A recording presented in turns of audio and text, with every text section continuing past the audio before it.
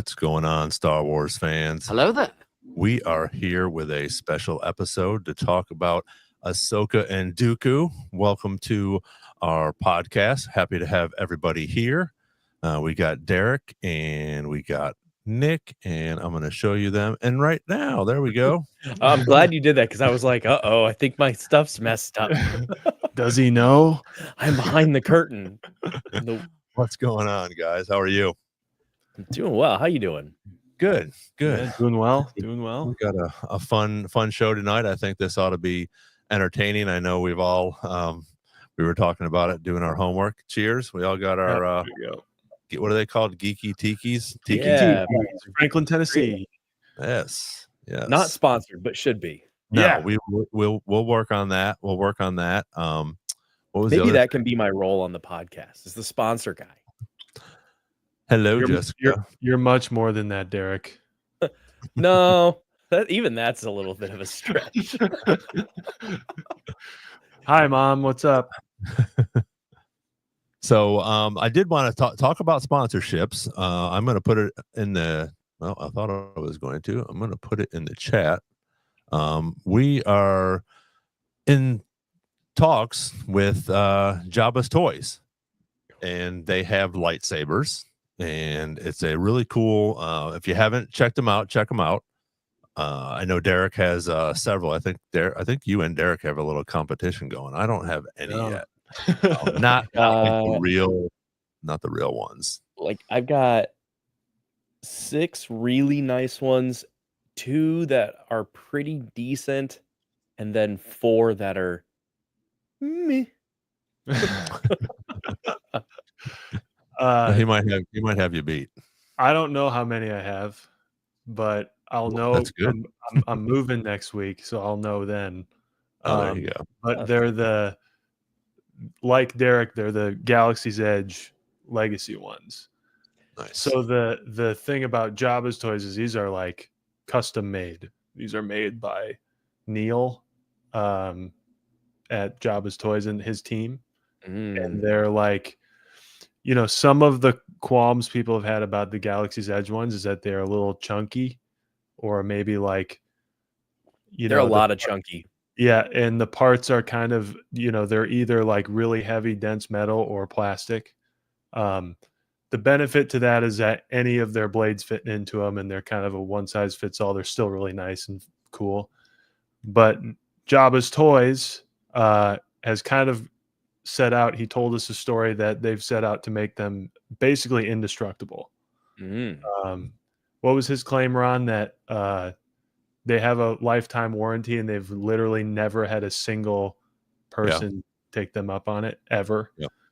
Yeah, they had somebody bring it back for it got scraped up or something. Somebody dropped it in a bonfire.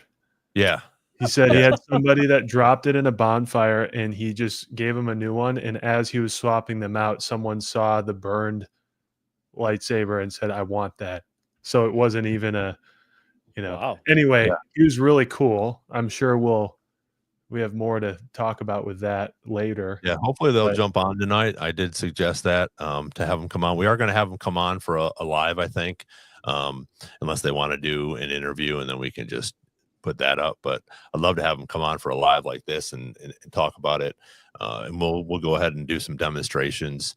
But yeah, they were at the Nashville Comic-Con, and it was a great conversation to talk with him. Him and he's got Bib, his other guy that helps him out. So it's Jabba and Bib, which I thought was pretty cool. That is, and their prices are really good. Yeah, they have a lot of options. Like, the Knight looks so good. Oh, yeah. They have like a lot of screen accurate ones, and then they have some that are just like totally creative, and then they also have ones that are just straight up for swinging them and fighting with them that are a little more like low profile. So what's up? So we got some people jumping on here. So please join us. Give us your comments about Ahsoka and Dooku. We're sort of comparing them today. We talked about how they've never really met, but right now we're talking about a few new things, and we're going to get into some of this Ahsoka and Dooku stuff. One thing I found out. Sorry. Say that again. I was just commenting. Austin Fuller's in the chat. He said, "Nice shirt," but I think Ron and Derek need compliments as well. So. Oh, this shirt is amazing. Yeah, look at that. So is this one. Yeah, I know. I order one of those. I should have some more coming in, so I will get you one for sure. Anyways, so this just dropped. So speaking of that, I've actually been watching it again. I'm excited about checking this out. I am actually going to order it when we get offline here, probably from Amazon. That it did me select them. Let's go ahead and do that. So, what are you guys' thoughts? I think this will be a cool thing to sort of break down all the visual guides for Acolyte, because there's so much stuff that we learned. Obviously, the Chimera mask. I think it'll be interesting. Mm-hmm. These books always add quite a bit of, depth, and I think they squeeze it in there. They have them. When I was a kid, they were coming out with them, like with the prequels, and then they did them for the originals. Kind of like they backtracked, and it adds a lot. Pretty much most of the questions you would ask from the movie get some kind of help from these visual guides, and they're also really cool. Like the artwork is cool. I don't know. I enjoy these. We'll probably have to get this one, but I think the Acolyte seemed to raise a lot of questions, and I feel like a visual guide is the perfect place to start to answer them. But for sure. Yeah, they do such a good job, and that's Haldo. How do you say his name? Pablo Hidalgo. Pablo Hidalgo. Yeah. Yeah. I got you. I appreciate it. The next, this is actually, I was going to put this up. So this is Jabba's Toy Palace. So go check that out. I put it in the comments again. If you guys haven't checked them out, great people, great sabers, great prices. Check them out. We're going to have them on here, whether it's a live stream or we're going to have them come on and just do an interview and talk to them about that. So I think it was a bad idea for you to put that link in, because I clicked it and now I'm shopping and like they've got that's what we're doing it for. They've got 4 different Cal Kestis sabers, and they're all amazing, and everybody knows how much I love Cal Kestis. And that being said, I've got a lot of Star Wars tattoos, but nothing Cal Kestis. Not yet, at least. Oh, that was, maybe I should. So if somebody wants to design an idea or something, let me know. Like I'm in. We saw the Cal Kestis ones, and he like showed us he can do like the interchangeable pieces for it. So like you kind of like Galaxy's Edge does, you can like replace. I don't want to speak for Neil. Maybe I'll give false information, but you could replace like pieces of it to have his fixed up one or his damaged one. Pretty sure they have like a custom Cal Kestis that's like wrapped in a. Did you see that one? They've got a weathered one, and then they've got the battle damage, which is really cool. Yeah, that battle damage one he showed us. That was pretty awesome. I've never seen that, so I thought that was. He said when it's like connected, it lights up through the battle damage part, like. Oh man! Like it's like sparky type. That's what he said anyway. Well, here goes my money. Wait until we talk. Yeah, just wait. Everyone else, you should buy them. Yeah. Well, wait too. So because we hopefully, or if you do, make sure you mention that you heard it here on Star Wars Jedi Chat. Yeah, there we go. I did want to talk about this too. Did you guys see this? Where Katie is working on a project. So do you think it's Star Wars? Do you think it'll be? You think it'll be the Maul show? Probably. I think so. Yeah, because there's been people that have been like putting it into AI and like just trying to figure out what she's doing. It's definitely Star Wars, though. Has to be. She's been talking to like something about Bo-Katan's like character arc throughout the live action, and how, like she was kind of bad in Clone Wars and Rebels in a way, and she gets her redemption. She said it was kind of incomplete. She said something like that. Mike probably knows. Yeah. But I feel like that's a timely thing to. Yeah. I feel like that's a timely thing to say, because presumably like Shadow Lord would build up to when we see her in Rebels in some way, because they're all kind of connected. I mean, they find Maul's like room with the Darksaber, don't they, in Rebels? Mm-hmm. So yeah. That's what I think anyway. That's a good thought. But what do I know? No, well, and I think she'll be back in Mandalorian and Grogu. Yeah. But that would for have sure. She would have already shot that, I'm sure. Yeah. By now. But also that probably wouldn't be as much voiceover. Well, it could be if she's got the helmet on. Yeah, because she has the helmet on. But it could also be a game. Yeah. True. Never know. True. Battlefront character. Battlefront 3 is a real thing that is probably going to happen with all of the people making content for it and wanting it. Could also be a Lego Star Wars again. Yeah. Those are pretty fun. Yeah, that would be pretty cool. But I think you're right on that 3. Everybody is just there's such a resurgence. But as you guys know, probably better than me, it's going to be a little while before it comes out. Mm-hmm. Oh yeah, they haven't even started developing it. Yeah. Or maybe they did and they just haven't said anything yet. No, they haven't touched it yet. Yeah. Plus, like they just have this weird relationship with EA, and they were trying to get away from them, but it's just like they hold so much content that's already made. Yeah. And I mean, they had this huge, amazing trailer for a game called Eclipse that's not even going to happen. It's like they'll put more work into the trailer before the game is even made than they do to the game beforehand to gauge interest. So I think you're likely to see a cool Battlefront 3 trailer before they even really have it ready to go or are really working on it. I'm just going to start making them in AI. Yeah.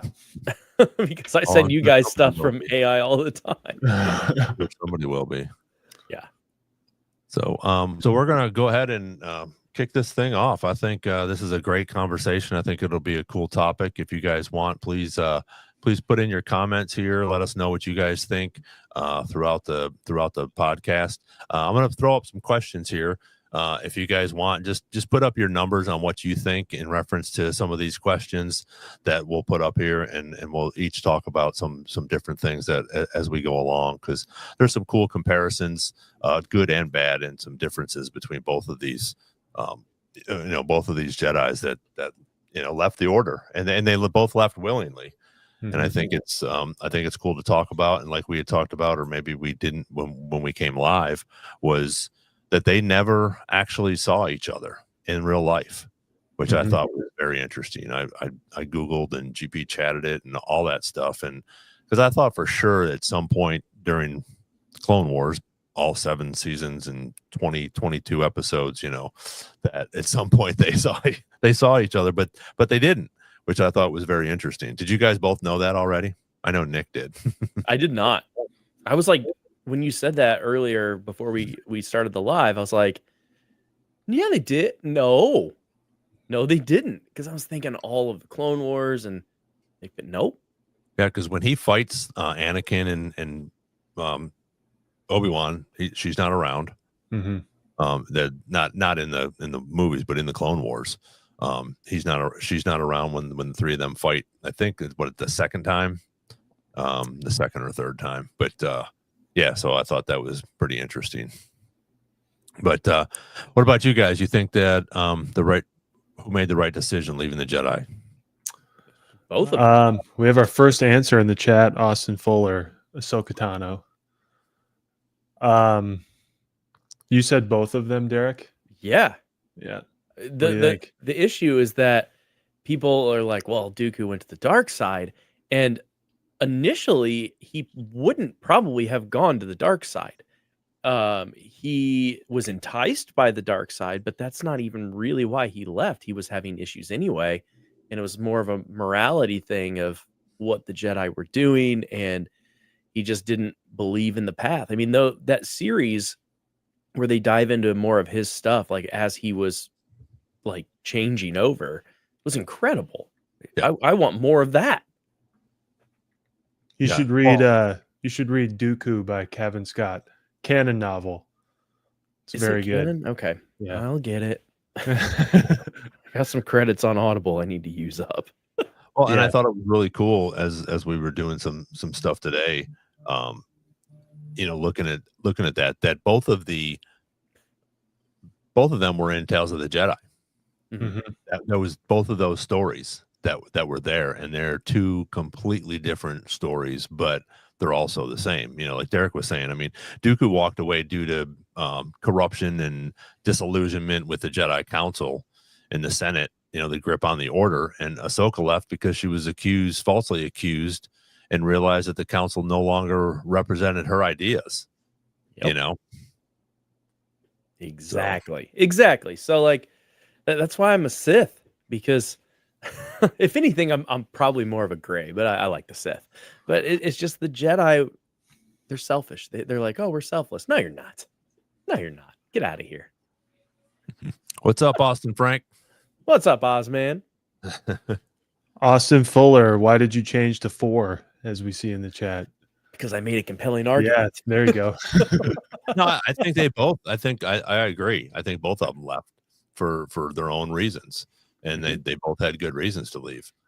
Whether we agree with Dooku going to the dark side, that's a different that's a different conversation we can have in a little bit. But they both left for reasons that they thought for personal reasons. Technically, I think they both made conscious choices to leave the order. But that's it. Mm-hmm. Can I agree and disagree with you both? Yeah, sure. That's why we're for here. the most part, I agree. And you nailed it, Derek, with the Jedi thing, because I think we all know, like, at their best or at their intended best, they get it, and it's like the selfless thing. But at that point, they had become kind of the opposite of what they're supposed to be, and they became like a political institution. And when the other institution that they're representing is rotting and Dooku knows about it, then that also poisons the other institution. I'm going to push back and say that I'm a number 2 guy on my answer, that Ahsoka was the one in the right. They're both correct. I think they're both correct in their assessment, and they both should have left. But I've said it before on the podcast, I feel like a lot of the Jedi stuff in the prequels is like there's a difference between the correct thing and the right thing. And I think out of the two of them, Ahsoka is the only one who did the right thing. And here is why. I know I've got my notes. Yeah. I've got like my phone notes. I'm ready to go. I think I'll start with their similarities. I think the biggest, coolest similarity that we get from Ahsoka season 1 is that they're a part of this really cool Jedi lineage. As what's the droid's name in Ahsoka? The Jedi droid. Hunang. Yeah, Huyang. He said, Ahsoka's a part of probably the most like unorthodox line of Jedi ever. If you take that line, it goes Yoda, Dooku, Qui-Gon, Obi-Wan, Anakin, Ahsoka, and now Sabine. And then Luke is kind of like his own branch off of it because he has Yoda and Obi-Wan and probably all of them at some point. That's a cool similarity that they have. They both left the order by choice. So like you guys said, they chose to do it. They didn't get betrayed by the Jedi. Ahsoka did, but they eventually didn't expel her. She chose to leave. And they were both correct with their assessments and their disillusionment. And I think they're both like extremely important players to the main players in the story. Like Ahsoka is a very important player for the good guys. Dooku's a very important player for the bad guys. I don't think Dooku gets enough credit for how important he is generally amongst the fans. But I think they're mirror opposites, in my opinion. Okay. Because although the order, the institution of the Jedi Order failed them both, it's kind of the whole point of the prequels and the Clone Wars that it's a tragedy, that people make choices and the only people who can make those choices are them. And it's kind of like painful to watch when stuff doesn't work out. And Ahsoka left because of moral values. She left for independence. She realized, like Dooku says he realized, that she's disillusioned with how they treated her and are holding up or like failing to live up to their values, which are great, but the order is not living up to them. So what does she do? She leaves, steps away, and she continues helping people. And she continues to be selfless, continues to, be there for people, basically being a Jedi without the title, which is what we get in Ahsoka. She's been a Jedi the whole time, but she says, "Oh, I'm not a Jedi anymore. I left." It's like, man, that's the whole problem. You don't need the title or the institution or the reach to do that. She went on to live a relatively selfless life. Dooku, on the other hand, used that eventually, and part of it was dark side stuff, to seize control, or at least in his goals to do that. So his line was to like dominate, to replace the institution he hated with himself rather than just leave. Case in point, he was still with the Jedi when he knew Darth Sidious. Correct. So if it was really about doing the right thing, he could have turned the whole thing on its head, and he didn't. He That's the noticed power of the dark side, though. Exactly. So is that ideology at play, or is that, hey, I see an opportunity to subvert the thing that I'm pissed about and make it how I want it? It sounds mighty familiar to the main character of the whole story in Anakin. And I feel like Anakin has two options: the Ahsoka route and the Dooku route, and he takes the Dooku route.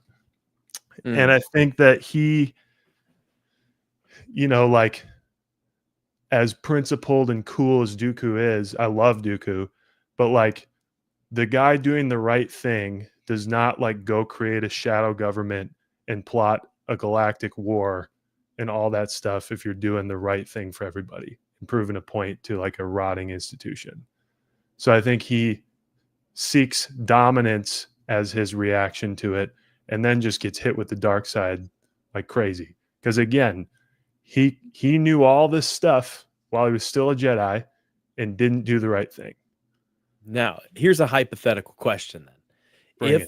If they didn't have this disillusionment and have Dooku start to question them, could Palpatine have overthrown everything with just Maul? What's up, Tim? Thanks for joining us. Hey, Tim. Hey, Tim. I think it seems like at that time frame, Palpatine always seems to find a way. You know what I mean? But Dooku is just such a powerful like orator and like image for that whole thing. So I don't know. Well, and you got to think of, would they have gone to Kamino? Right. And would they have gotten all of the troops? Mm-hmm. And then there'd be no Order 66. And it's like, maybe Palpatine could have done what he did, but it would have been a longer game. And like, if it wasn't for Dooku, they wouldn't have the Separatists probably as well as they did. And Geonosis. I mean, I don't know. I kind of feel like it's the Jedi's fault again. Like, I mean, it Palpatine is. Palpatine wouldn't have been as strong.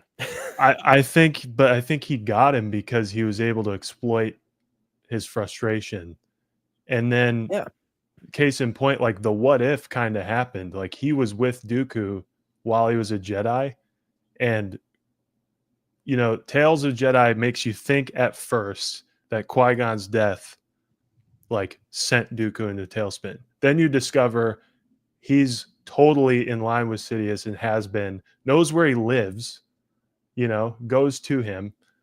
And that's just sort of like his emotional justification for finally doing it. Yeah, it's two rich kids that are, I'm angry. And I think like, I do think it's like kind of a masterful part of the manipulation to recognize that Dooku's disillusioned and to exploit that. I do think he probably would have found a way to maneuver because I'm sure like if Dooku would have turned him over, like when we talked to James Lucino, he thought it'd be interesting if like Dooku had ever made a power play, while he was alive. And I think that would have been really bad for Palpatine, but I think he would have just shifted to like traditional war. Like, I think he would have, I don't know, but it's kind of perfect. It's kind of in line with the what ifs of like, if so-and-so, if Qui-Gon survived, what would have happened, all this kind of stuff. But like, we at the same time won't know.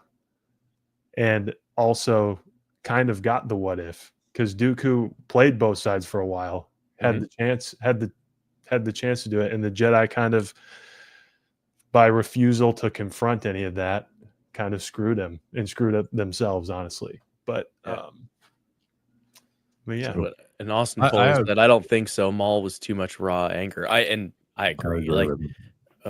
And Maul would. I feel like Maul, even though he's like one of my favorite characters, he was a liability once he was exposed, because once you see him, you're not going to forget him. See, Chewie agrees. And so, like, Austin Fuller, you're absolutely right. Like, Maul couldn't do that shadowy stuff because he caused problems when like he ended things. Yep. Well, I think they both challenged the Jedi dogma before it was even popular to do so. They were both questioning. I mean, Dooku believed that the Jedi became tools of the Republic and were, blind to their own failures. And Ahsoka saw firsthand how quickly the Jedi turned on her, and how politics influenced their judgment. So I still think that it's both of them. But I agree with Austin as well. I don't think that Maul is just too much of a loose cannon to do anything. Besides, and then Austin Frank said it should have been like the Witcher clans. Wouldn't that have been like Harry Potter then? Like Harry Potter stole enough from Star Wars. If you start adding Witcher clans into the Jedi, you're just at Hogwarts. I also think like with, can you guys hear me still? Yep. Okay.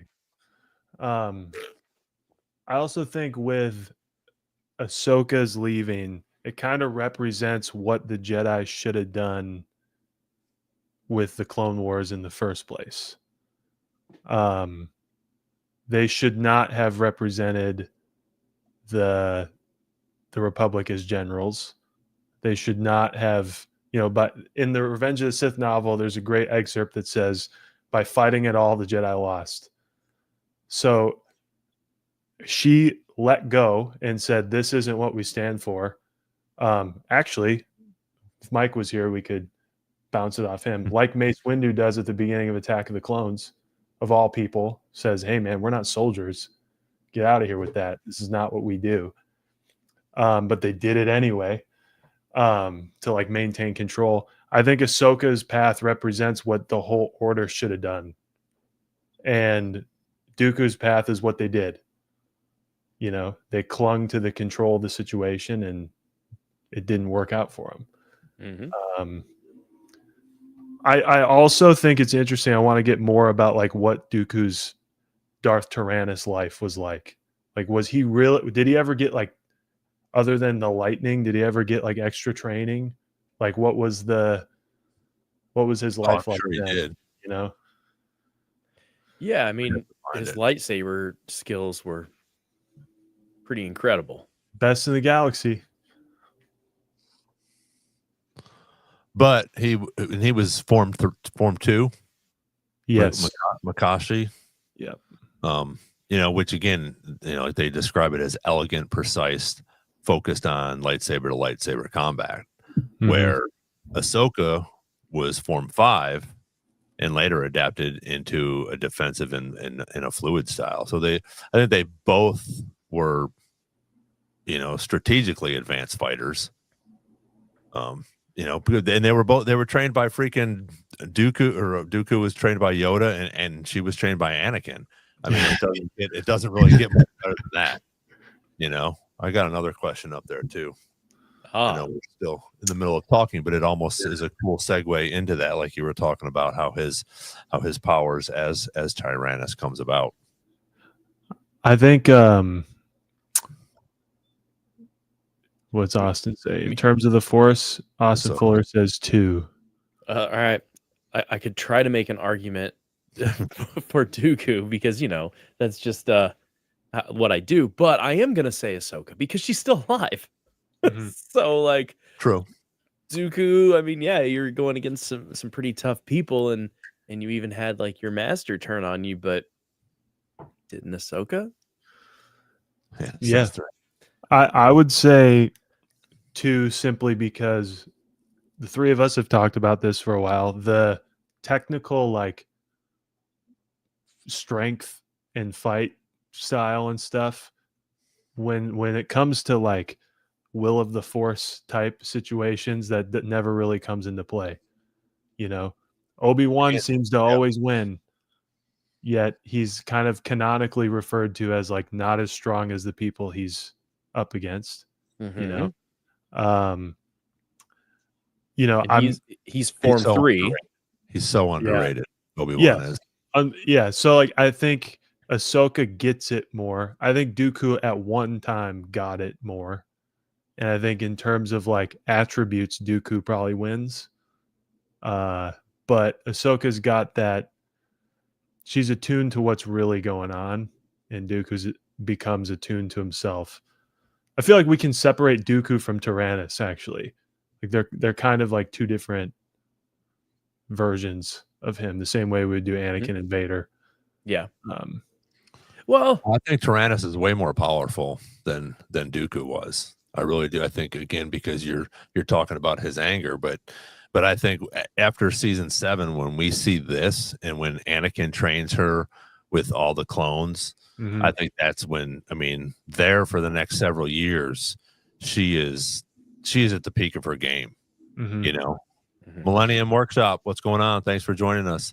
But I think she's yeah, technically, I think if when she knew this in season 7 and she was up to this par, Dooku at his best, I think she would still win when she was there. Technically, now force lightning and all that stuff, but I think lightsaber to lightsaber, she's going to win on that. And I also think if she had enough knowledge, like Obi-Wan did with the lightsaber, to take that power, the lightning, and control it in her lightsaber. I think at that point she would have known. I think also Dooku's got sort of both things against him, or for him and against him. Like in Attack of the Clones, Obi-Wan, Anakin, and Yoda don't beat him. But Yoda doesn't beat him because he's doing the Jedi thing and saving Obi-Wan and Anakin rather than taking out Dooku and ending the war right there. Right? Like ending the war before it starts, making the Sith have to pivot, kind of getting closer to, shit, you could go, hypothetically, of course, you kill Dooku, you go into his ship that he's taking and find out where it's going to take him. And that's where Darth Sidious is. And there you go. But Yoda did the right thing, saved the other guys, and Dooku ran. He's running the whole time. So it's like Dooku fended them off, and that's pretty impressive. And they both kind of agree in a weird way. Like Dooku says it, like, obviously, if we're going to be throwing the Force at each other, this is going to be a stalemate because we're both super powerful. So we better, fight with lightsabers to figure this out. And then he runs away. So it's like he does something really impressive, but he also is dipping. So I don't think Jedi Dooku would have done that. I think Jedi Dooku would have kept the foot on the gas because he knew he had something to do, and he might have, unfortunately, let someone die in order to do the big right thing. But Tyrannus wouldn't. I still agree with what Yoda did. I'm not saying Yoda should have let the thing crush them, but and yeah, I don't think it's pretty unanimous right now. So, well, yeah. Wait, somebody said 3, so equal. I'm still sticking with Ahsoka. I think keyword for 3 is in different ways. Because like Dooku has that traditional, powerful space wizard thing, and Ahsoka's got like the samurai, totally gets it and is unorthodox, in her approach. Yeah, I think Austin kind of hit it on the head too. Dooku's legacy also benefits from him being portrayed by Christopher Lee. Yep. Doesn't hurt. Yeah, doesn't hurt. Doesn't hurt. Yeah, for sure. I think it's really easy. Someone said earlier that it's easy to underestimate Ahsoka because in the times that they were alive at the same time, yeah, Dooku probably would have beaten a child, right? Yep. But what she ends up becoming, I think, is probably more powerful than him at some point, right?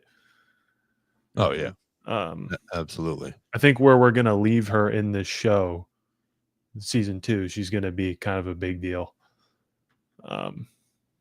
But that also is weird because when she fights Balin tells her like, you can't beat me, and she Right. like agrees with him. She's like, yeah, but all I have to do is stall you. Right. And so I don't know what that's about. Like, if I think in the different ways between her and Dooku's, like, she doesn't need to like duel to the end. Like, she has a job to do, and she doesn't care like who wins, right? She's just taking care of people and taking care of the situation. But I think Dooku's like into domination, which, Oh yeah. except Well, when and he's running away. I agree with Steve also because again, you have to look at her, beating Maul and Vader. Mm-hmm. But then, like we talked about with Obi-Wan, I mean, he's so he killed Maul both times, Mm-hmm. beats Vader both times, and along with and kills Grievous. Yeah. So I mean, if you don't think Obi-Wan's a good duelist or a great Jedi, I mean, you have to go back and watch everything all over again, I think. But I also agree with Steve. Again, Ahsoka, you can't her beating Maul and Vader, even though I guess she might have got killed in Rebels when Ezra grabs her. Mm-hmm. But I still think that after season 7, when Anakin trains her the way that he trains her with the clones, she figures she doesn't get killed in Order 66.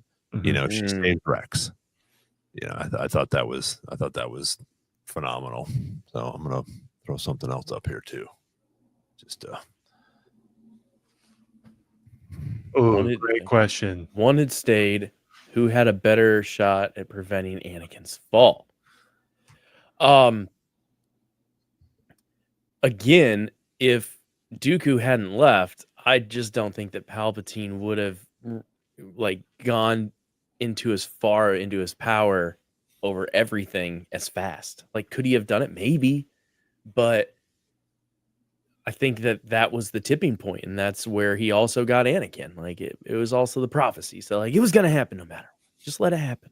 Yeah, I have to say 3. I don't think anything's going to change that. I think, yes, I think Ahsoka had a great influence on him, just like he did with her, but I don't think that she would have changed. He would have picked the dark side to save Padme over Ahsoka. As much as he adored her and was her, master, and I think Dooku, I think it might have happened even sooner. I think Palpatine would have gone a little bit harder on Anakin to try to turn him faster if he didn't have Dooku there trying to wait a little bit. Now, you're missing a piece of this puzzle, though.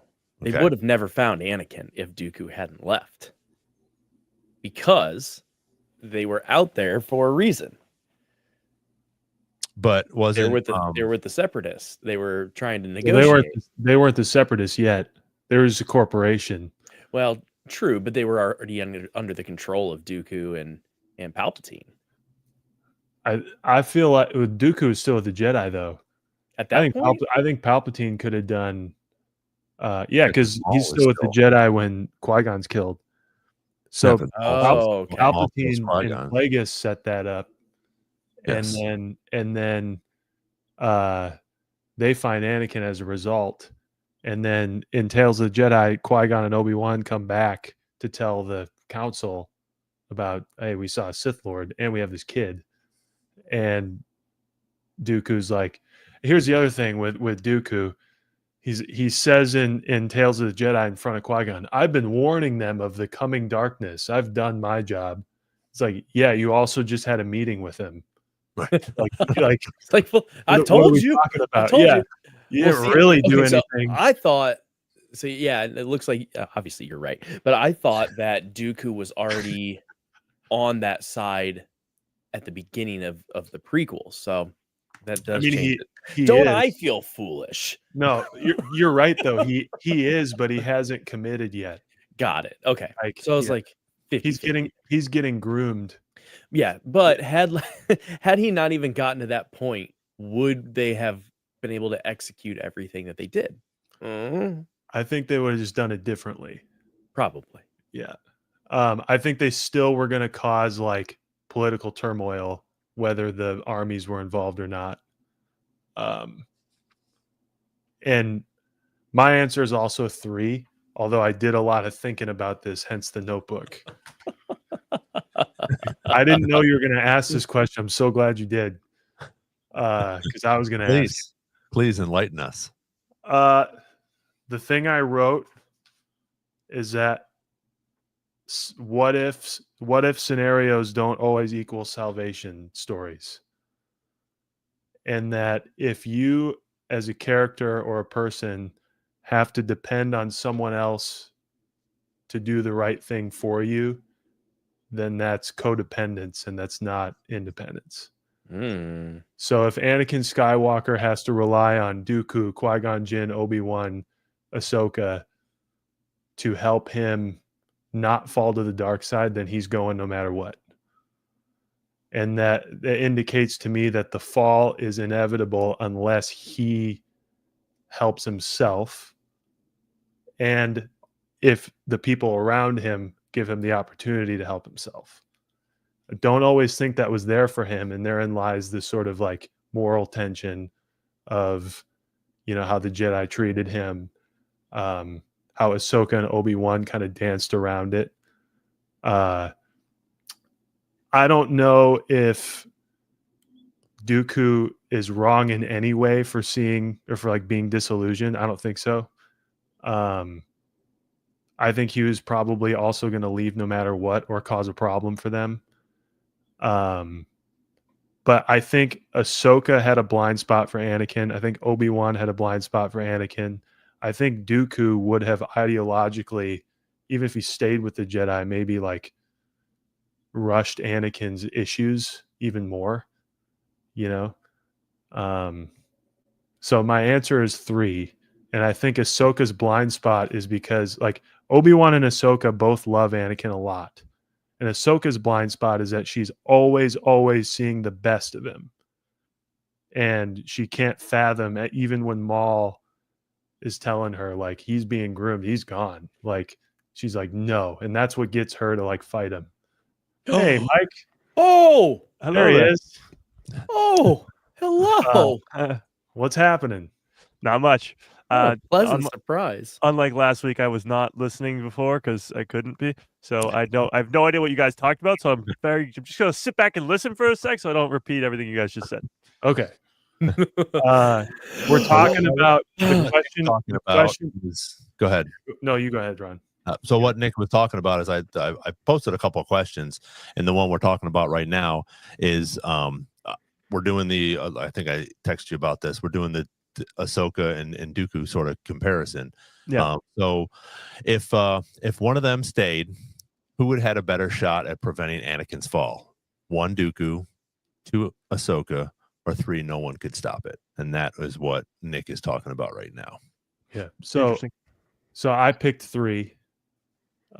Nobody. And I'll just repeat the thing I wrote down. That if you need somebody to make the right choices for you, then that's not independence, it's codependence. So if Ahsoka, Obi-Wan, Jedi Council, Dooku if he stays, if it's their responsibility to keep Anakin from falling, then Anakin's falling no matter what. I think the only person who could help him is himself in the end, but they can provide a better opportunity for him to help himself is what I'm getting at. And so I think Ahsoka has a blind spot because she always sees the best in him and loves him for it.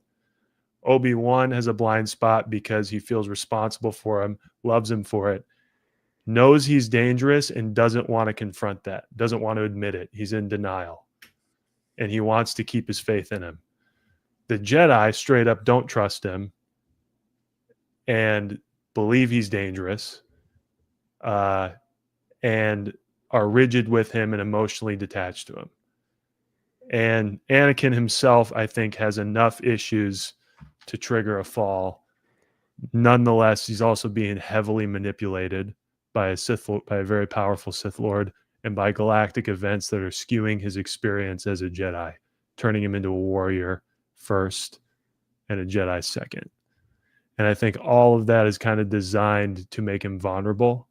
And the Padme thing is all great, but just like Dooku with Qui-Gon's death, I think it's just an emotional trigger that gives him a justification to commit atrocities in order to get the control that he's always wanted, which is the power to,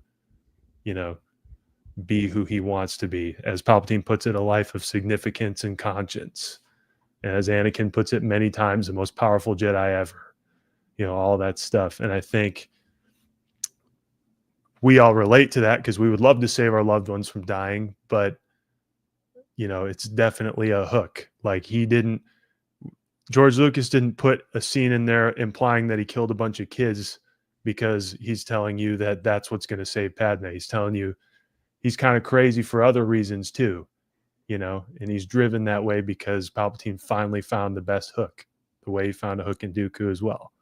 So anyway, that kind of went off onto a tangent, but love a good tangent. Yeah. No, I agree to an extent.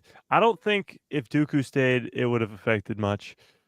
If Ahsoka stayed, it'd probably affect a little bit more, but there's a lot that goes into Anakin's fall, and it's not just Ahsoka leaving the Jedi Order. Is that a big part of it? Yes, but Palpatine has been since Phantom Menace, since a very young age, sort of just been persuading him to the dark side slowly and slowly and slowly. And the Jedi Order at this time is pretty corrupted by politics or the dark side, whatever you want to call it. Qui-Gon saw it, Dooku saw it. So it's something that it was clear that the Jedi were never going to save Anakin. Like, that was never going to happen. Could Obi-Wan have? I mean, well, he couldn't. Could Ahsoka have with Obi-Wan? It's very hard to tell. Even Padme couldn't. Padme He tries couldn't. to. True, but it's almost, I mean, at that point when she tries to, it's he's already killed so many Jedi. He's already killed the Separatists. She's trying to the whole way up, leading up to it too. True. Stop worrying about it. He's Well, telling him stop dreaming about me, and he's like, bro, I can't. Like, what are we talking about? Well, that's the thing too. Is it's not like an instantaneous thing where he just, oh, okay, I'm dark side now. It's something that builds up over years and years and years. His mom's death is far more important than almost anything else, because if his mom doesn't die, because the Jedi don't listen to him, and then he goes and finds his mom is dead. If his mom doesn't die, then a lot of things don't happen. He has the nightmares about his mom, and that what leads to his nightmares about Padme. So this time he's not letting that happen. This time it's already happened once. Fool me once, shame on me. Fool me, shame on you. Fool me twice, not happen. So he's not having that. Again, if Ahsoka's around, does that change anything? I don't know. Ahsoka's a big role to Anakin. Seeing your Padawan up and leave the Jedi Order because she doesn't trust it is pretty big. Like, she's like, okay, I don't trust this Jedi Order anymore. I'm out of here. That's got to play a pretty big toll on Anakin just in his head, like the whole time. And obviously, Ahsoka didn't exist during the time of the prequel trilogy, so it's hard to even tell that. But if Ahsoka stayed, could she have stopped Anakin?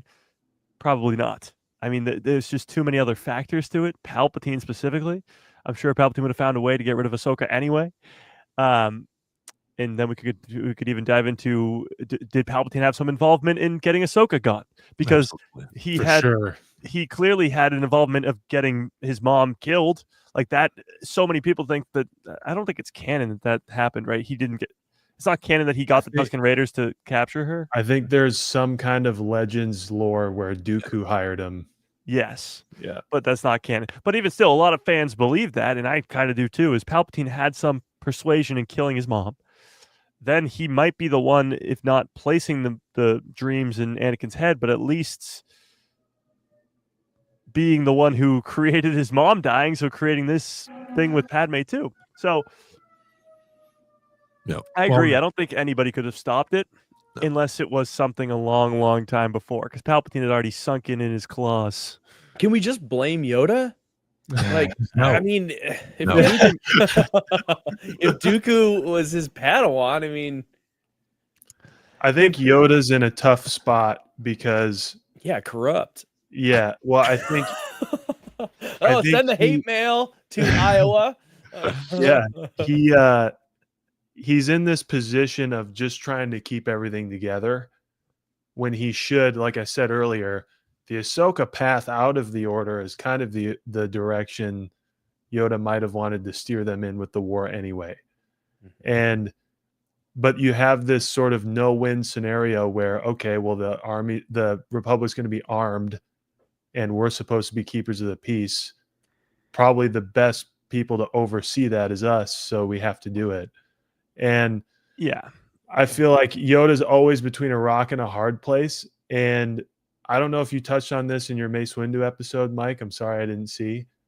But like there's a very interesting shift between Attack of the Clones and Revenge of the Sith on Mace Windu's perception of things and Yoda's perception of things. Yeah. Mace Windu's the one who recommends in the Clone Wars, hey man, we got to tell the Senate what's going on with this. Like, this is not good. And Yoda's like, no, then our adversaries will double, and it's like, Yoda's the one who's saying that. And he, like you said, Derek, that's his fault. And then once you get to Revenge of the Sith, Yoda's the one who's kind of regretting it and trying to like keep things together. And Mace Windu's the one who's pretty rigid and talking about assassinating the sitting leader of the Republic. And so it all stems back to Yoda. Yeah, I think he messed and if he was so great, then why could he not sense Palpatine? Come on. Well, the problem with that too is it's like history repeating itself. The Jedi, if we're going all the way back 1,000 years, the Sith haven't been around. So 1,000 years ago, during the time of the Old Republic, they got Jedi versus Sith wars. Then for 1,000 years, it's peace, seemingly. You have, of course, other threats, but not Sith. In that 1,000 years, even though Yoda's 800 years old by this time, he's still not alive to see those wars that came before. So it's really like a whole new generation of never seeing any wars. So these Jedi don't know what it was like before, and they just slowly get corrupted by politics and by just their, I guess, lack of attention to Sith Lords and all this other stuff because they've never seen it before. They don't know what to expect. And all that sort of just seeps in. And a lot has to kind of do with Yoda. And as we always tend to start to talk about is the Acolyte, because the Acolyte almost sets this up perfectly. And Yoda was at the very end of that. Like maybe in season 2, we could have gone into some more corruption with Yoda and it could have been a lot worse. But that's what I was hoping they were going to do. Hey, I'm going to defend him for a minute. I don't. Ron's over here boiling. Ron is just I don't think it's corruption. I think he's just trying to find a way to continue the Jedi Order because he does. I think he does see that it's starting to fall apart a little bit. Yeah, and everybody else does, but I don't think that he is. I don't think he's corrupt in reference to trying to do bad things or turn the Jedi or things like that in a hateful way. I'm with all of you. I'm with Ron on that. I think he already knows it's out of hand. Yeah, and he's trying to keep it together. Yeah, in all honesty, like I don't think that Yoda was the problem. I think you guys have said it best. Like he's in between a rock and a hard place, and he's kind of damned if you do, damned if you don't. And like Yoda, if anything, I don't think that he was as strong of a head leader that they needed at that point. But that's probably because the corruption that was in there, that he was probably the least corrupt. I don't know. Well, he's also everybody hates him for what's going on, but he did, he did some good things, but he's kind of, to your point, Derek, like the embodiment of what the Jedi Order have become. Like Yoda should be a spiritual leader. He should not be an organizational leader. Exactly. He should not be the grand general of a military. Yeah, that's Mace Windu. And like that's what the Jedi Order was supposed to be. It's supposed to be like a spiritual sanctuary that guided the ideals of a democracy, Yeah. And they became a rotting political institution that rotted with the manipulation that the Sith were doing to its own government. And I feel like Yoda, there's a great excerpt in Revenge of the Sith when he's fighting Palpatine in the Senate chamber. And they're locked in that lightning thing where like Yoda's holding it back and they're all those dramatic, cackles from Palpatine and they're looking at each other. And he like realizes time just kind of like doesn't exist while they're in that. And he realizes like he sees everything that played out for 1,000 years. And he's like, oh, we're done. We lost. If I keep fighting, I'm dead. I have to get the hell out of here and figure out what we're going to do in the future, because we are prepared to fight Sith from 1,000 years ago. Whatever this guy is, I don't know what that is. Like this guy is the ultimate power in the universe right now. And we failed. We lost a long time ago. And if I stick around anymore, we're screwed. So then he lets go and, the rest is history. So at least he recognizes it, but it's too little too late. It's probably too little too late in the freaking Phantom Menace, Yeah. It's the perfect storm because the Sith haven't been around for 1,000 years. Like Palpatine can go under the radar, can rise up to be the Chancellor of the Republic, and it's just not. It's no one blinks an eye because nobody thinks that there's going to be a Sith on their way. So it really seems like it's not the Jedi's fault, but at the same time, it was so slow and over time that it really doesn't even matter. They became generals in a war when they were supposed to be keepers of the peace. Like that's just it. Again, it's Palpatine's genius because he's playing this whole galaxy-wide war to make the Jedi these generals in a war. He purposely does that to make the Jedi what they're not. Because if they were the keepers of the peace, if they were just meditating and just sitting around all day with the Force hanging out, they'd probably sense him. They'd probably figure it out. But because they're so involved with the war, because they have so much more to worry about, they're not even looking at him.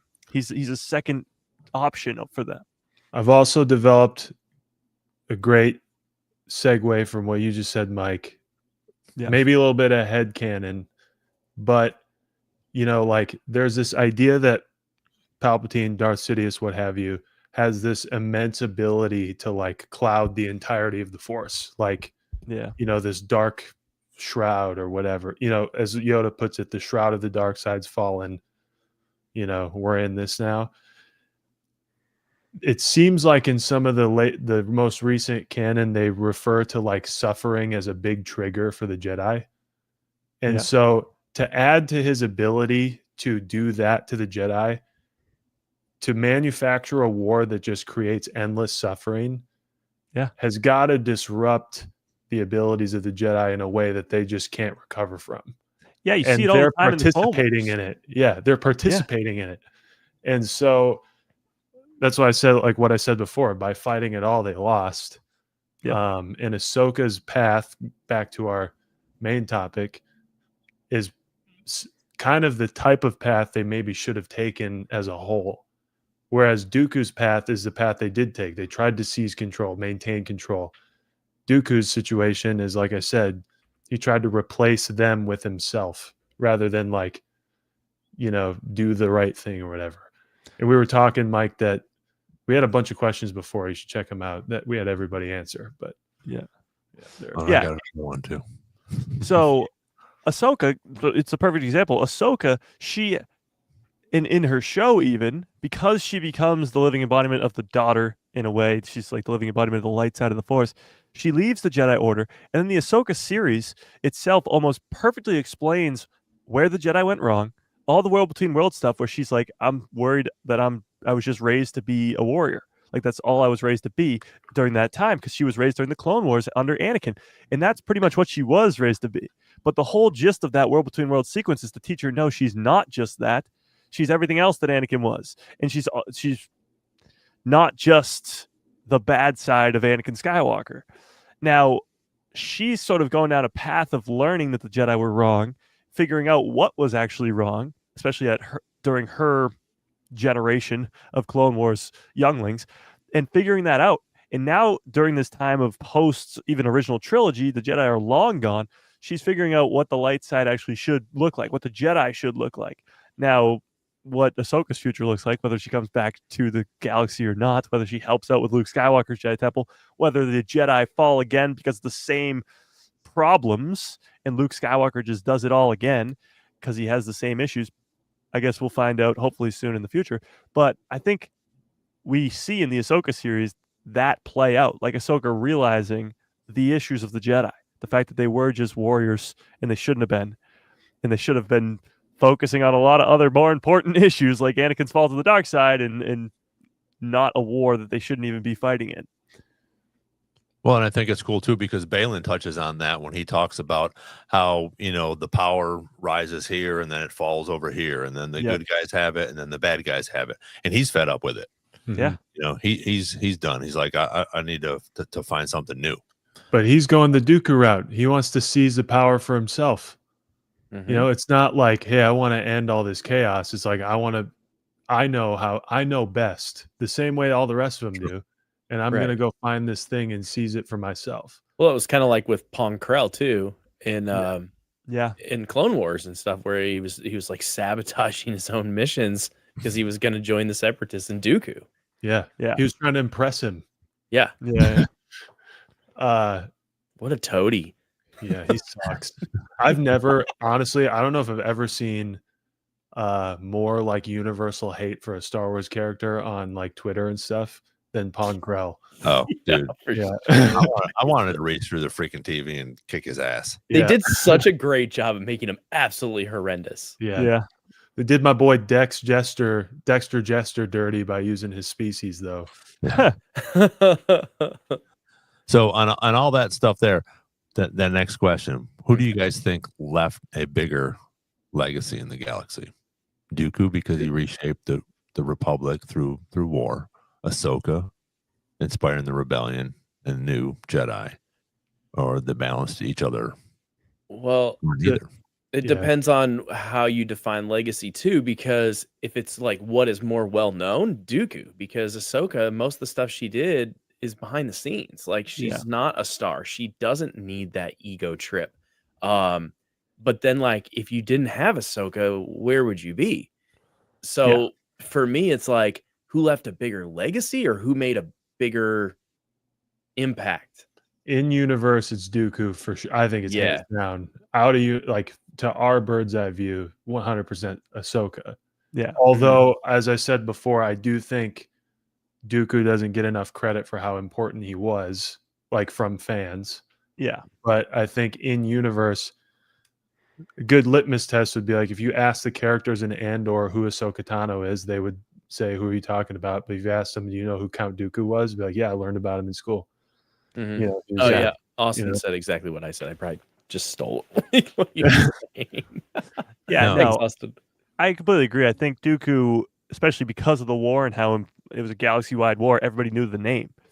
He's the leader of the Separatists. But from an outside perspective, from an audience perspective, Ahsoka's way more important. Dooku is great, but we know that Palpatine was in charge there. Like we know that he was the guy pulling the strings. And for Ahsoka, she's fulcrum. She's doing all this stuff now in the Mandoverse. Like she's all over the place. So she's clearly got a more of an impact as a fan. But in universe, Dooku's the name that everybody knows because he was supposed to be the leader of the Separatists, even though he technically wasn't. But yeah, we even get Doc Brown in that episode of The Mandalorian.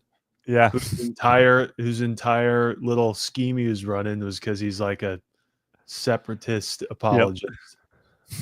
Yeah, you guys remember that, or am I crazy? That happened? Yeah. Okay. Yep. Yeah, I think Steve from Minecraft was there too, and yeah, right. That was a tough episode, but that was an interesting. It was weird because it's like in that setting because of what was going on in the Mandalorian season 3, like they were trying to get the Darksaber back and all that. It felt so out of place. But if you put it almost somewhere else as a filler episode, it's kind of cool. I mean, separatist droids, like you got all this kind of, it's like a cool side mission, but it's in the weirdest spot. Like it was just thrown in there last second. It's like a cool You're right. If it wasn't in that spot, that would be a cool thing for Din Djarin because he's seeing a super battle droid again. Yeah, exactly. It was like episode 6 or 7, and it should have been episode 2. Like it was it was out of place. Yeah. Well, it's funny because there is, and I'm sure you guys all know this, there is a different way to watch Clone Wars. Mm-hmm. If you I have seen because that. they're not not in order. Yeah, it goes from season 2, episode 10 to season 3, episode 8, and then back to season 1 for the rest of it. And then, so I have not watched it like that. I know, Derek, did you say you're watching Rebels? But I want to watch Rebels Clone Wars again, and I want to watch it like that. It's just so much work. Yes, that's a job. That's something for Mike.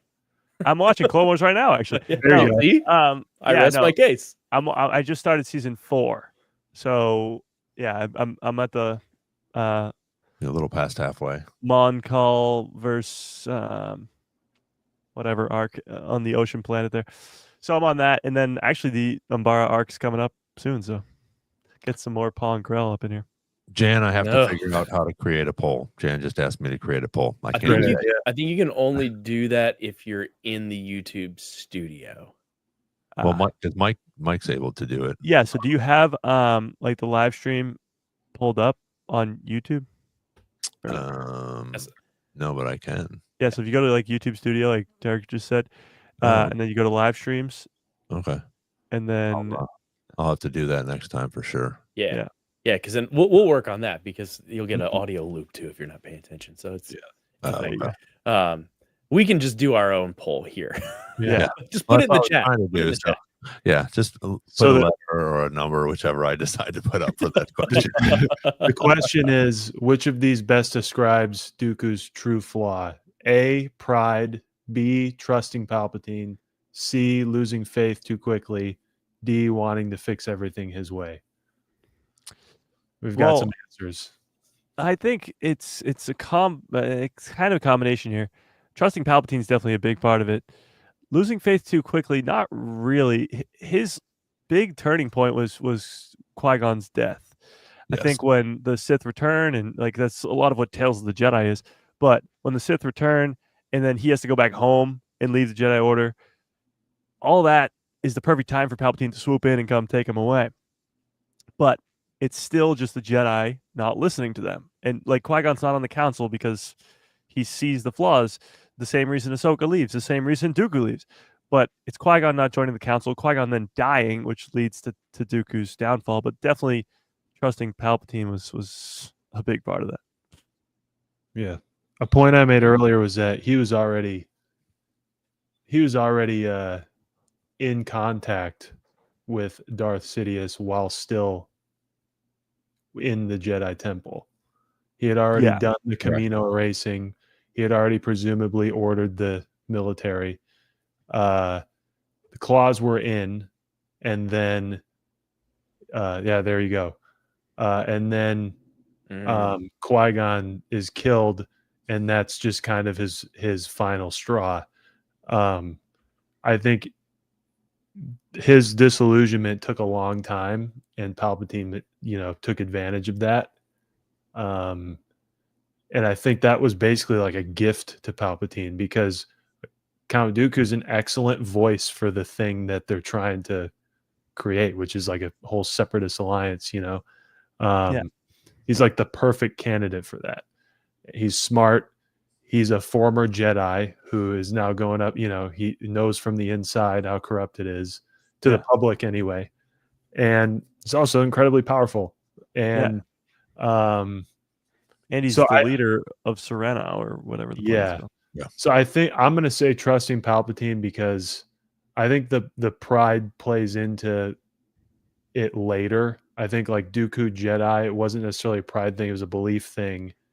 And then Palpatine maybe took advantage of the fact that like he knew in Dooku's mind's eye, he wanted to make things a certain way and gave him the opportunity to seize that potential domination. So that's what I'm going to pick as well. How about you, Derek? See, to me, it's not as much his pride as his ego. But I think that his ego also fueled why he wanted to expose the Jedi corruption. Like, it was there. We know it was there because his or the person that he was leading, he was telling him too, like, hey, these are problems.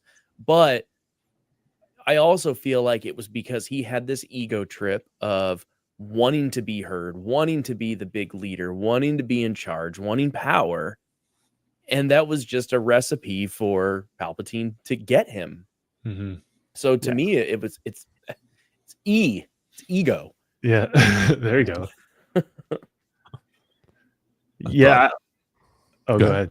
No, go ahead. I was just going to talk about that side for Diaz. I think that had a big part, as well for him to switch over and bring him on his side as well. Yeah, I think there was also something in that book that Jan Zantinge brought up. That's the book I recommended to you, Derek. Dooku Jedi Lost. I'm pretty sure in that, Jan, you can correct me if I'm wrong, but like Dooku finds out, there's a big part of the story is that Dooku finds out where he comes from. And part of his disillusionment is also fueled by recognizing that he has the means to make serious changes if he wants to. And that he can kind of inherit, some reach without needing the institution of the Republic and the Jedi to do it, which plays a little bit of a part. What the? There you go. I didn't even touch anything. I don't know what you said. I think the dark side too. Yeah, I think the dark side's a big one too. Like, it's hard to explain what that does to a person. There you go. Look at that. I'm already feeling it. This thing just turned on its own. I don't even know what happened. I always feel it, so it's fine. If it started hovering and coming apart, then I would have been okay. That's pretty cool. I'm getting pretty good at Unreal Engine. I could make that happen. Yeah, do it. Unreal Engine? Damn, Derek, you gotta help me out over here. Well, we need to talk after this. Okay. Yeah. I do think Dooku did something interesting, though. I don't know where you guys stand on this, because I feel like a lot of the talks on like Reddit and stuff have different views on Dooku. But I do think that Dooku was very immersed in the dark side, but was able to kind of control it to meet his needs, like a means to an end, rather than just like we said earlier about Maul, just like total loose cannon rage, dark side. I think he mirrors Palpatine's ability to mask it. And he's really good at it. But he's also, in a way, kind of like Baylan Skoll, like all of the novelization stuff with Dooku is like he doesn't really want to kill Obi-Wan. He views him as almost like a grandson. Yeah. Kind of like Baylan said, in some cases, like some of these guys, it's a shame to kill them. Yeah. But I will if I have to, Yeah. But that's like, Baylan trying to kill Ahsoka. But and it's the same reason Dooku doesn't have the Sith eyes, the red Sith eyes. He's not, like you said, he's not like Maul. He's not just crazy rage all the time. He's got it under control. He can sort of hide it to an extent, like Palpatine does. And that's what makes him honestly really powerful. Dooku, we get to see him, of course, go toe-to-toe with Obi-Wan and Anakin a couple times. But he's so unbelievably skilled, like with a lightsaber, one of the best in the entire galaxy. But we don't really get to see that on full display, I feel like, because we get the Duel of the Fates with Maul, we get Obi-Wan versus Anakin on Mustafar. Dooku gets his sort of side duels. They're not really big, crazy, dramatic things. But yeah, I feel like when we're talking about Ahsoka and Dooku, they're almost two very underrated characters in a way, because you talk about main characters in Star Wars, you think of Obi-Wan, you think of Anakin, you think of Yoda, you think of all these characters. Dooku and Ahsoka are never sort of towards the top of that list, but they're so unbelievably important, and they have very similar stories, just one's sort of dark side, one's light side, both leaving the Jedi Order, and that's why Tales of the Jedi works so well too. Yeah, it was freaking fantastic, and again, it's comparing the two of them.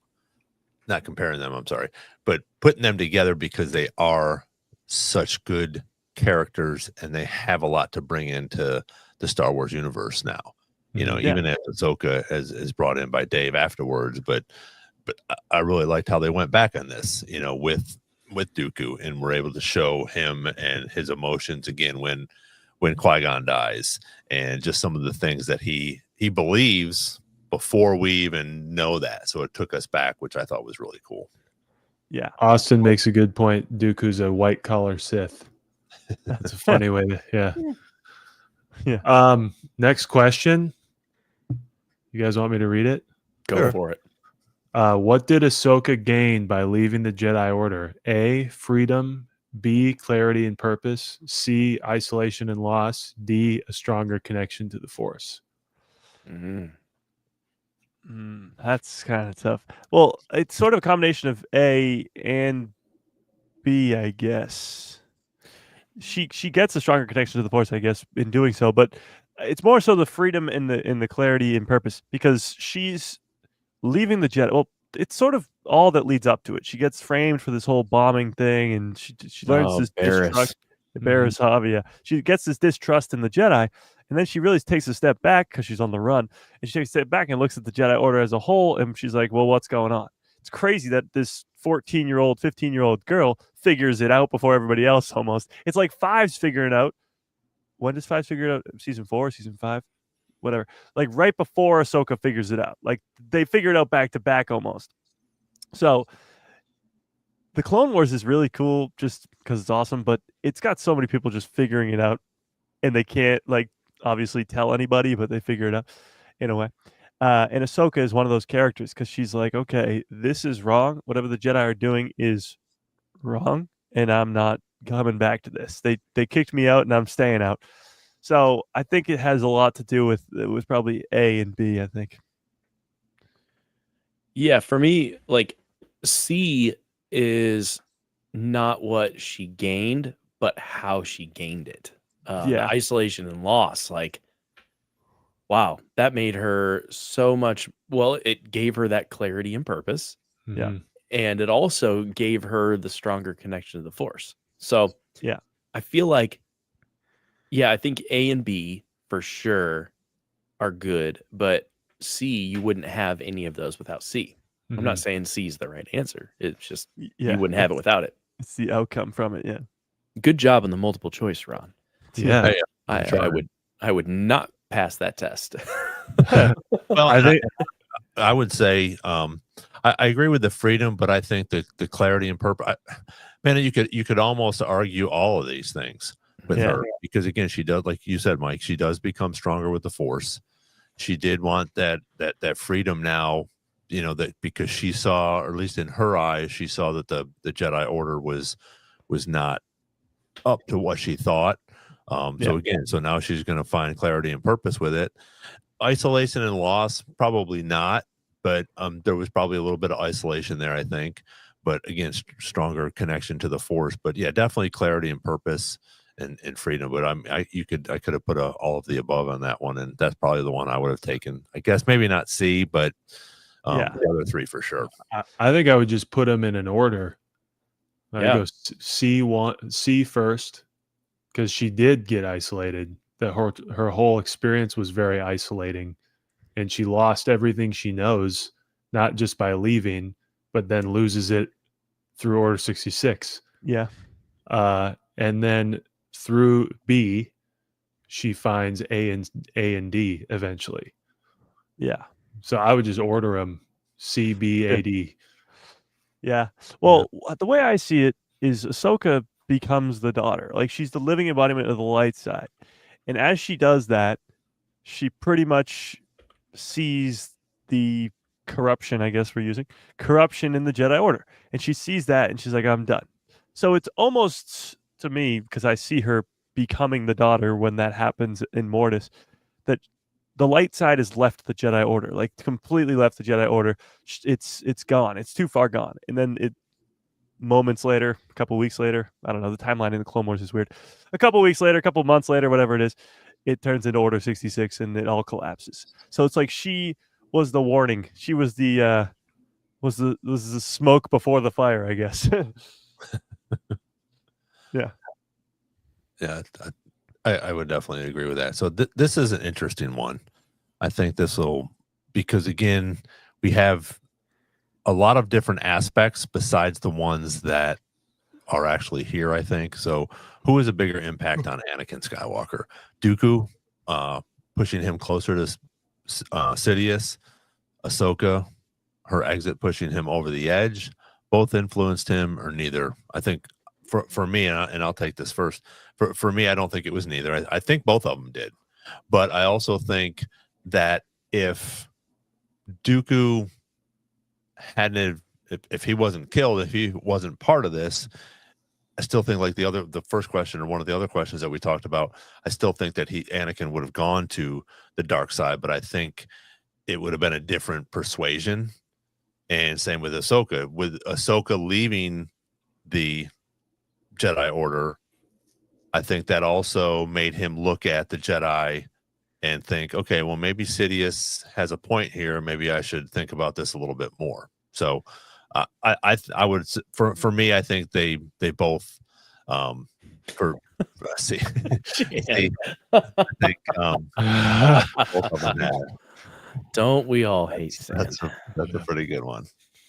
Well, I will say too, it is both, but it's in very different ways. Ahsoka's leaving the Jedi Order is one of the last straws almost for Anakin, because it's this really long event. But so is Dooku's death. Like Dooku, of course, himself throughout the Clone Wars is teasing Anakin with the dark side and showing him the sort of the ways and the power that comes with the dark side. But it's his death when he chops his head off. Like that's one of the biggest pushes to Anakin towards the dark side. If he says no and doesn't chop his head off, like it's really unlikely that he falls to the dark side.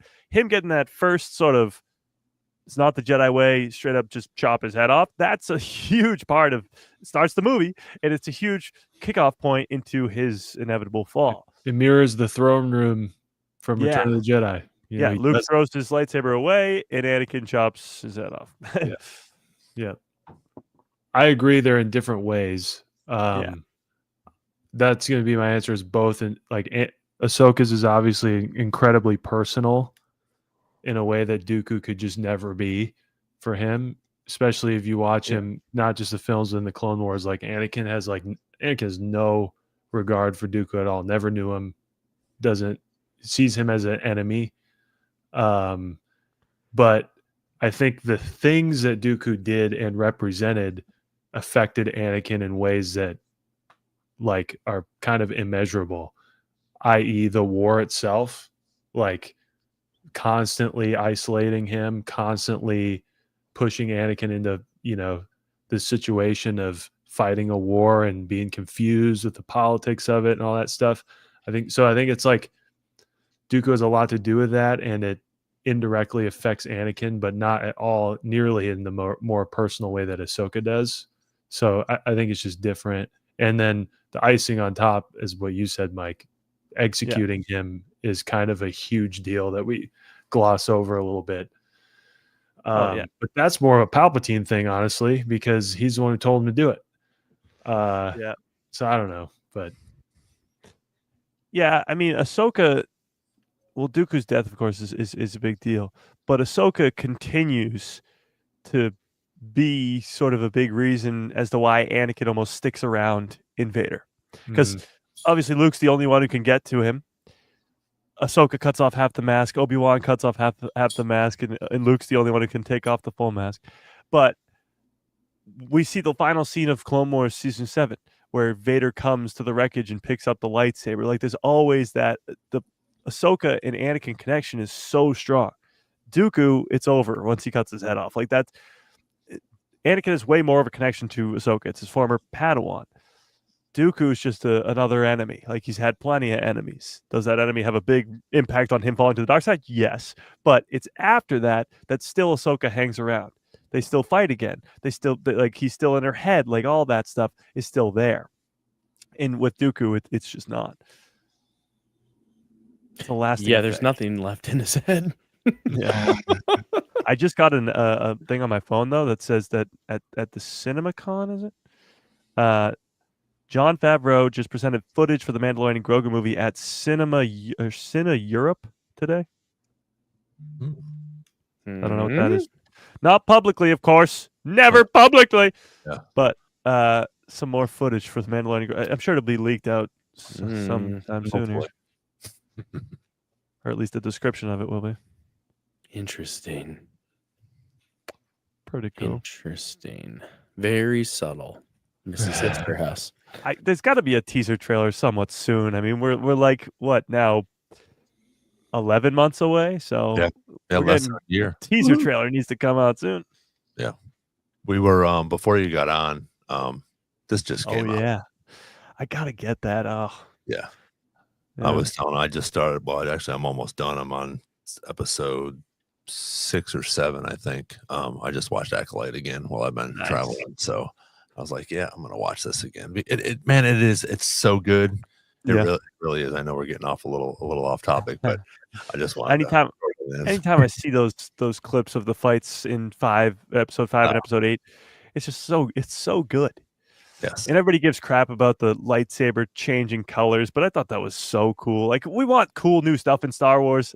The fact that the crystal was in her hand and it bleeds, she's force choking her former master to death. Like, that's just awesome. Come on. Yeah. Oh, absolutely. Truth.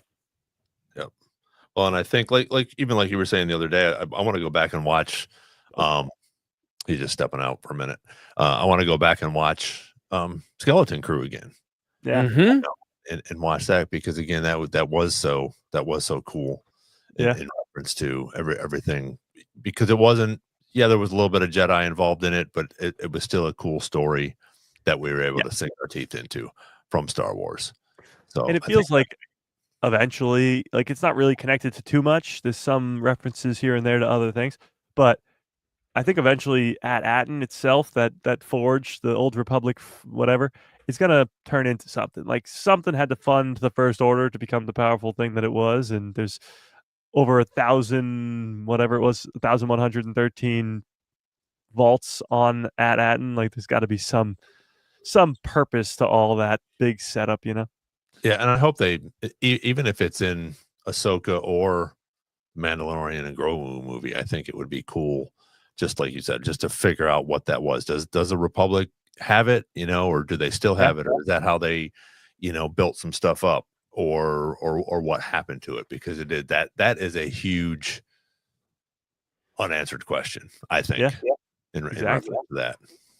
Yeah. Well, that's why we just have to rewatch everything, right? We're just gonna starting at the Acolyte, just go until you hit Rise of Skywalker and don't stop. Yeah, but I definitely want to try that, not chronological, but the order that they put it in reference to how, and they're saying that is a chronological order for the Clone Wars, to watch it in these different in these different ways, where you put in this episode here and that episode there. But I would also love to find out what the reasoning behind that was, or who decided to go through and be like, okay, we need to take this episode from episode 3, put it in season 3, and put it in season 2, or whatever the case may be. So maybe I'll do a little deep dive on that before I do that. But it's, again, we got 7, well, as you know, we got 7 seasons of 20 or 22 episodes each. So it takes a while to get through it, Oh yeah. I could see them having just like made a bunch of adventures and like digging into all these characters that technically like show up on screen and making new ones, and not necessarily like making them in the order that they were put into the season. If that makes sense. Like, we want to get a couple of Plo Koon episodes, and these are really cool, and then like we'll figure out the timeline after, rather than intentionally like, so we're going to go from this year and jump back to that year and jump back to that year. I think they just made a bunch of cool stuff and then kind of found out where it fit, to introduce us to all the characters and give us meaning to them. That's what I would think happened. I think it would be really insane and complex to be jumping timelines every 2 episodes, Yeah. Well, I think honestly, it could be the case that they didn't know if they get like a second or third season. So they had it, like, for example, the arc that sort of jumps all over the place is with the clones, but specifically fives and Echo, like they're rookies. So in season 1, they're on a base on like their first mission or whatever, and then in season 3, they're training back at Camino. So it's before they go on their first mission, and that's when 99 dies and all that stuff. So what I kind of think happened was when they went to plan out season 1, they probably had that entire arc from 99 where they're training to where they go on their first mission. And they were like, we might not get season 2, we might not get season 3. So let's just dwindle this down to maybe the last bit of it because it's probably more important or whatever. And then we'll do that. But then when they got greenlit for season 2, season 3, season 4, then maybe we're like, okay, we can go back and do that. Maybe that's just what happened. It really is weird. Like, why go back in time? It's kind of strange. TV is weird like that because you literally never know what you're going to be able to make. Yeah. So exactly. It's like, the Acolyte ran under. We always talk about the Acolyte, but ran under the assumption that you'd get a second one. Yeah. Whereas like the Clone Wars, I think kind of obviously didn't. It was like serialized adventures that were cool that kind of fill the gap.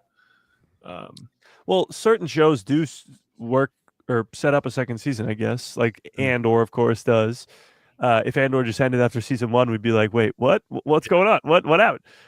Or same with, I guess, The Mandalorian to an extent. There's sort of a end to season 1, but there's still the cliffhanger where Moff Gideon comes out of that TIE fighter with the Darksaber, and you're like, hold up, wait a second. And Fennec Shand dies on Tatooine, and you hear the boots spurs walk up to her. So there's a couple things that are like, okay, we need a second season. But yeah, I mean, that's the Acolyte's the only one that got caught where it's like, okay, we're not getting a second season. So that's why that's why we always talk about it. It also, like, you never know if you're the maker of those shows, like maybe that is part of the formula to make sure you get a second season. To be teeing something up, even if you don't know if you're going to get one. I mean, they did that. Yeah. Well, yeah. It doesn't get much more teed up than. Well, as much time as 8 episodes seems like, even if they're 45 minutes long, it's not that long. Like, you don't have enough time to set up a story, introduce all these new characters, do all this stuff like they do in Andor season 1, because you're introduced to Vel, you're introduced to everybody, and you spend time with these characters. It's not enough time to get a big payoff in just one season, in just 8 or 12 episodes. You need at least a second season to pay it off, to give us Luthen's death and actually be meaningful, to give us Kleia and all that stuff to actually be meaningful. So that's sort of the limbo we're in with the Acolyte right now. We have the setup, but we don't have the payoff. Yeah, I want to read that new book too, which is obviously a prequel to it, but hopefully they'll either figure out if they're going to do a season 2 or at least put some comic books and some novels out. I'm going to get back to one more question in reference to our Ahsoka and Dooku thing, and then we'll probably start wrapping things up. I guess it went on to the second one. So what somebody else read that. I forgot to put my glasses on. What prevented Ahsoka from ever becoming a Jedi again, even after the Empire fell? A, her distrust of institutions. B, her belief the Jedi should evolve. C, her trauma from betrayal. D, her sense of purpose outside the Order. I'll take this one if I can. Yeah, go for it. It's kind of what I said earlier. She was already living as a Jedi anyway, without the technical title and the reach of an institution. Yeah. I think we get that's kind of the difference between what supposedly Dooku was saying he was doing to the Jedi and what Ahsoka actually did, which is chose a life of selflessness. She still ends up helping people that need it. She still ends up, fighting for people's freedom. She still ends up learning about herself, learning about the Force, all those things. She doesn't need a title or an official institution to call her a Jedi. But the weird thing is, I guess it's not weird. My answer would probably be, I guess C.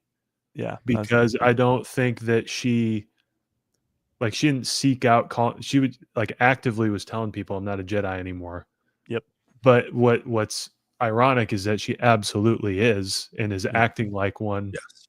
And so I would say like she's traumatized from a lot of things, not just the betrayal, but I think she's like that time is over and I'm not a part of it. I wasn't a part of it anyway by the end of it, even though she's embodying it in the way that it should be embodied.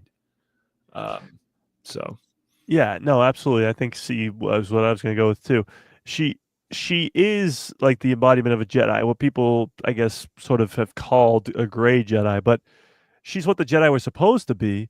And I guess the title of Jedi has just been put on the Jedi Order, and that's why she's not I am no Jedi. Like that's why she says she's no Jedi, because she's not affiliating herself with the Jedi Order that came before. But she in definition is definitely a Jedi after she leaves. But I will say too, what stops her from becoming a Jedi again after the Empire fell, and I guess training her own younglings or something like that, is what we see in Ahsoka, is what we see in The Mandalorian, and that is her fear that she's going to have a Padawan that ends up like Vader. That something about what Anakin taught her is so ingrained in her brain that whatever she does, her Padawan will end up like the next evil Sith Lord or whatever. So that's why she stops training Sabine. That's why she refuses to train Grogu, and that's why the whole World Between Worlds stuff in Ahsoka makes so much sense, because it's that final lesson of teaching her, no, you're not like me. You're your own person, and you can train Sabine without her falling to the dark side. But she is so.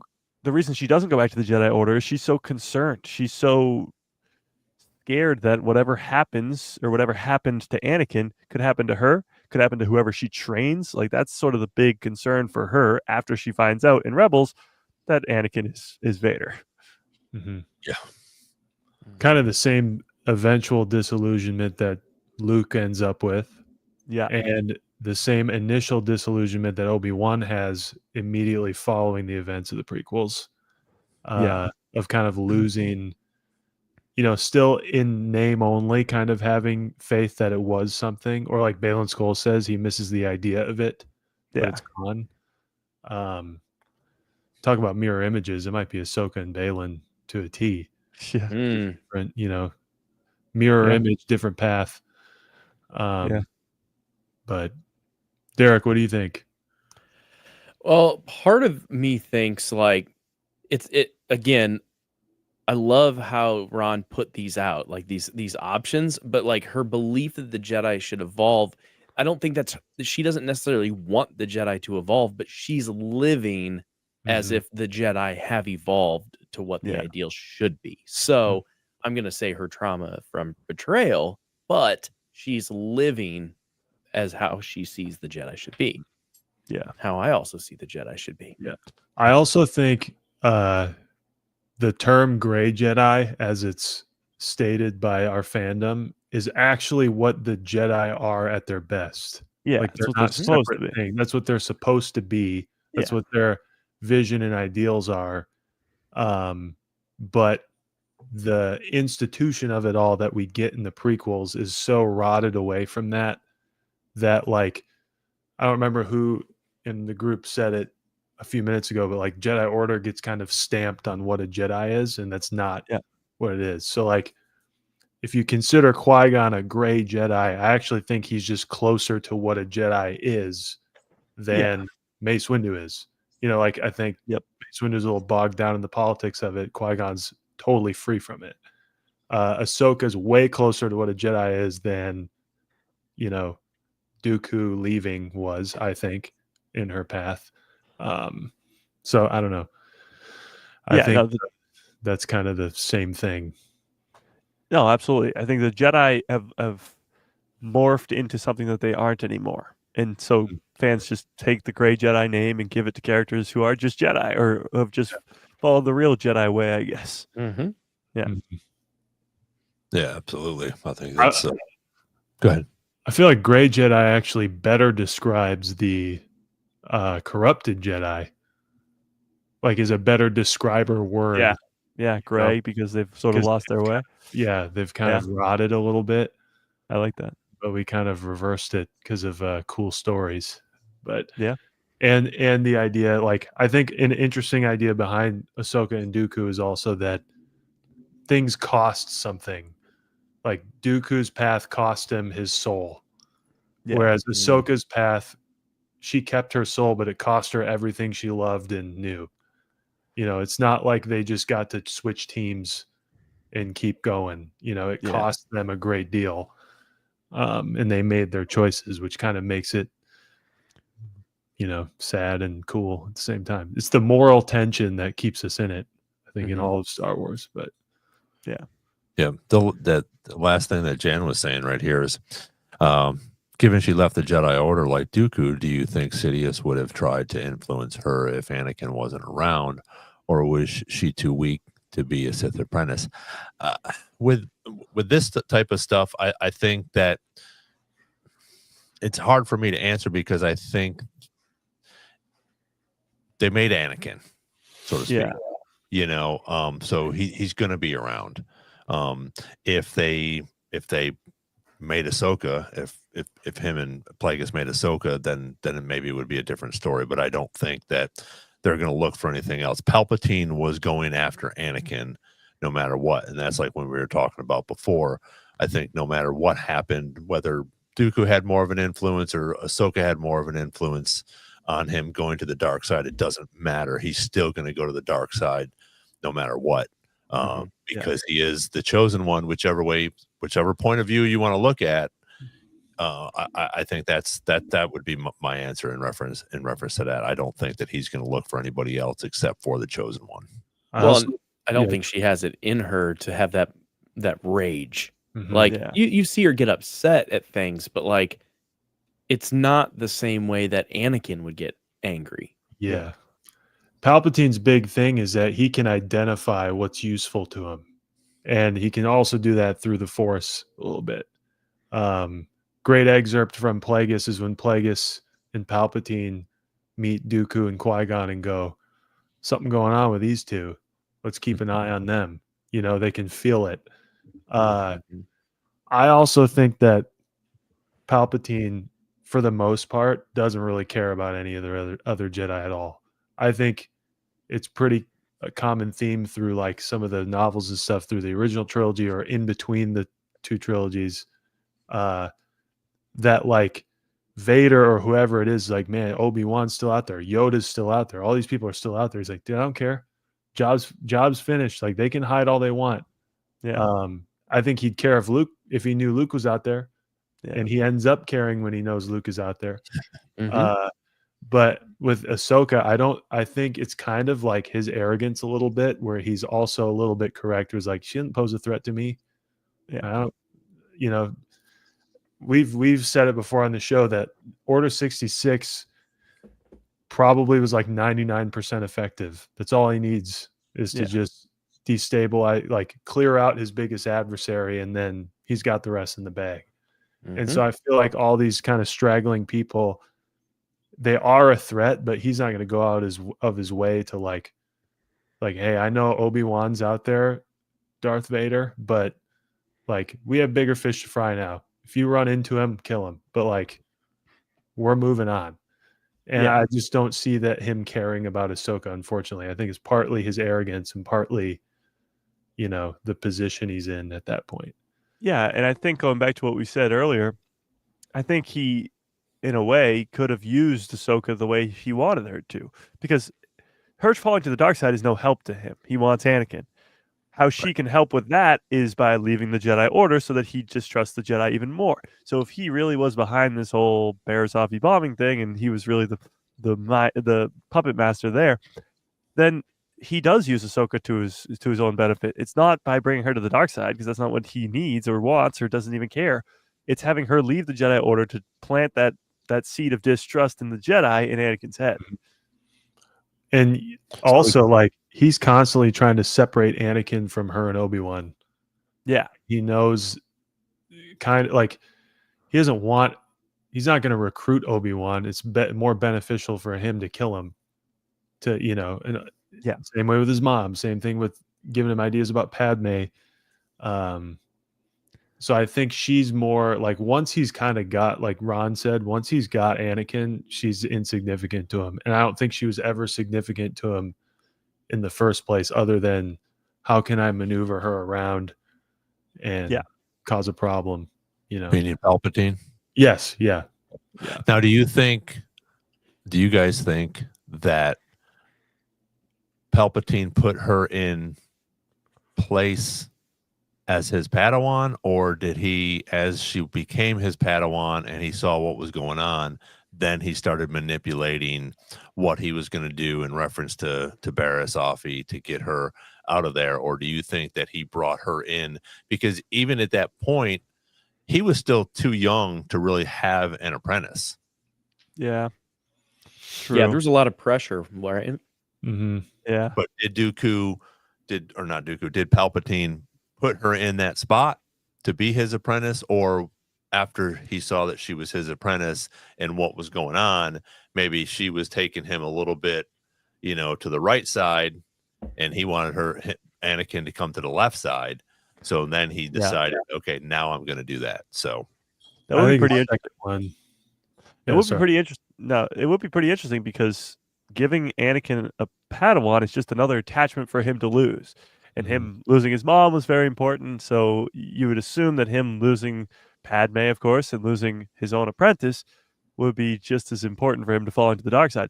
I don't think Palpatine probably had anything to do with that, but it would be pretty cool if he did.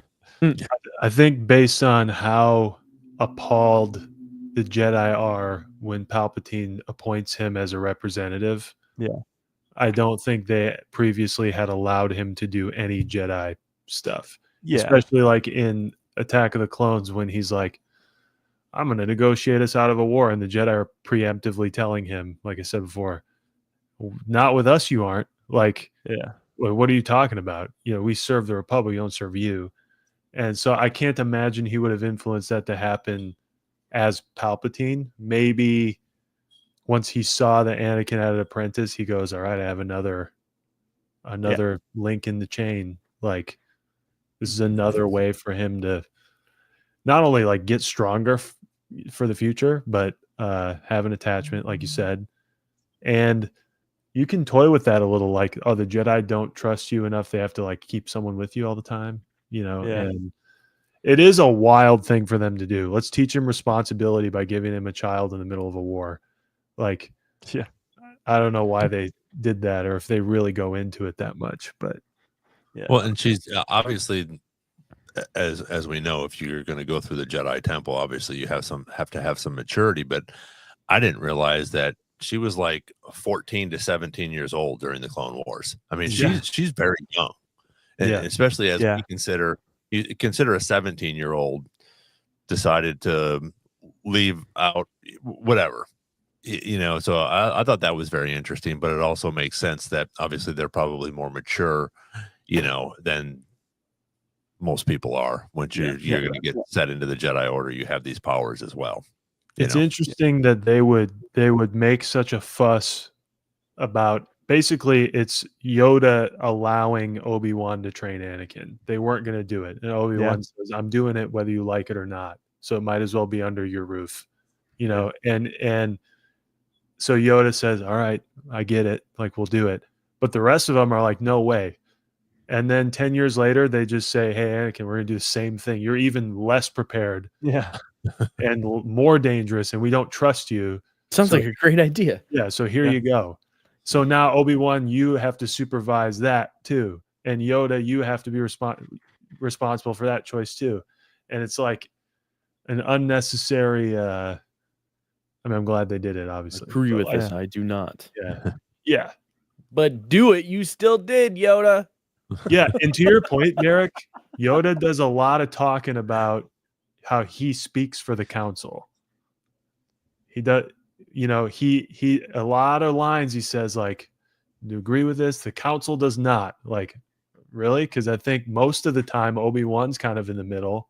I think most of the time Plo Koon's kind of in the middle. And you'll privately talk cool with them.